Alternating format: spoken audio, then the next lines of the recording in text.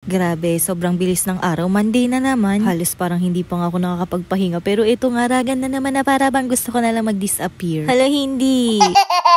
Pero syempre, bago ngayon, hi, hello, welcome to my vlog. Grabe no, sobrang bilis nga ng araw. Najisme, para ka lang talagang pumikit dahil Monday na naman. Pero sa totoo lang, kahit ano pang ang araw o mag-weekends pa nga, wala namang day off yung mga nanay. Itulog na lang talaga yung pahinga tapos meron pang mang-i-istorbo.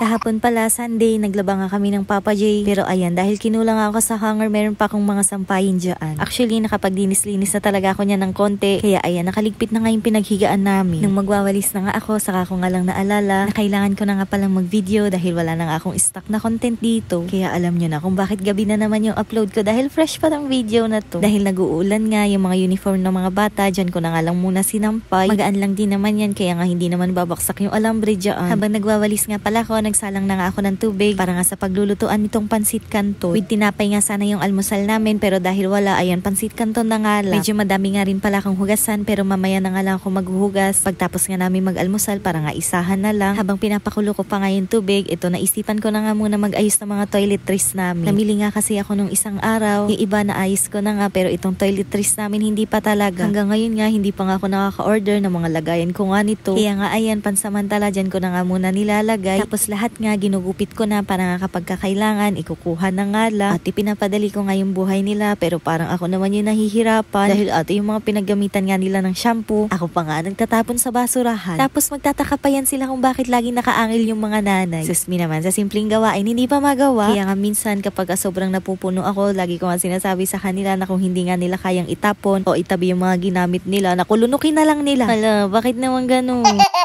Kaya kahit gusto ko talaga maging kalmadong nanay, naku hindi talaga pwede. Mapapabuga ka talaga ng apoy sa mga ginagawa. Kaya nga ngayon, naiintindihan ko na kung bakit nga masusungit yung mga nanay noon. Dahil ito, nanay na din ako ngayon. Imbis na 2 lang yung anak ko, parang 3 pa, oo. Siyempre, sino pa ba yung panganay? Edi ang Papa J. Hala, hindi.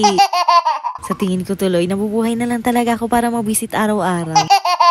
Todo reklamo, hindi naman yan siya makatiis. Susme, sa dami naming gunting dito sa bahay, nagkakandawalaan pa. Pati yung pang-scoop ko ng bigas, hanggang ngayon hindi pa talaga nakikita. Ewan ko sa bahay na to, ang liit-liit, ang hirap maghanap ng gamit. Yung itinabi mo naman yung mga gamit, pag gagamitin mo na, biglang nawawala. Feeling ko tuloy pagod na talaga sila, kaya nagdi-disappear na lang.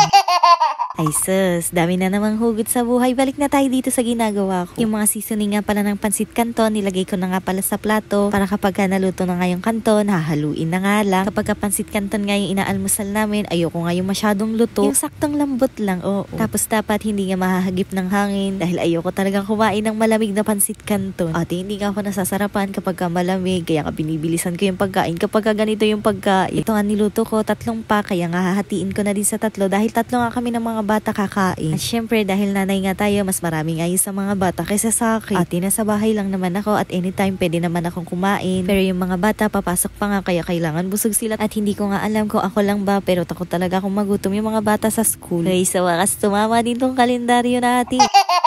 Pagkatapos ko ang kumain, inasikaso ko na rin kaagad itong mga hugasin ko. Nag-refill na nga rin pala ako nitong dishwashing liquid ko tapos nagpalit na nga ako ng sponge. Ay baka mawash na naman tayo. Medyo madami nga yung hugasin ko kaya nga hinati ko nga sa 2 yung paghuhugas nito. Pero yung first batch na nga lang yung nilagay ko sa video na to at hindi ko na nga sinama yung second batch dahil baka nga humaba na naman tayo. Kaya ayan, after ko ang maghugas dyan, pinunasan ko na nga yung lababo tapos nagsaing na din ako. Kahapon talaga, ubos na yung bigas namin kaya nga sabi ko sa Papa J, kumuha na nga muna siya nitong kalahating kabang bigas. Tapos habang nagsasaing ako dyan, kachismisan ko ang mama kaya ayan, may pangiti-ngiti pa siya. Sabi ko sa inyo, hanggang ngayon hindi pa nga nakikita yung pang-scoop ko ng bigas kaya ayan yung tasa muna yung gamit ko. O diba, ang dami niya talagang purpose, pang display, pang kape, at saka pang scoop ng bigas. Oo. Nilipat ko na nga rin muna pala ng pwesto itong rice cooker dahil nahihirapan nga kaming kumuha kapag ka nandun siya sa metal rack ko. Hanggang ngayon nga, hindi ko talaga alam kung tama ba yung mga pinagagawa ko dito sa lababo ko dahil na-overloadan talaga ako sa pagod. Kaya ayan, para mabawasan, tinanggal ko ngayon sa may bandang lababo. O diba, kakahugas lang. Meron na namang hugasin. Pati medyo napagod na ako kaya dyan na muna yan siya. Tapos ito, fast forward dahil pumasok nga yung mga bata, mag-isa lang ako dito sa bahay. At medyo maulan nga yung panahon kaya ayan, bigla nga tayo napakapi. Kapi now, palpitate later.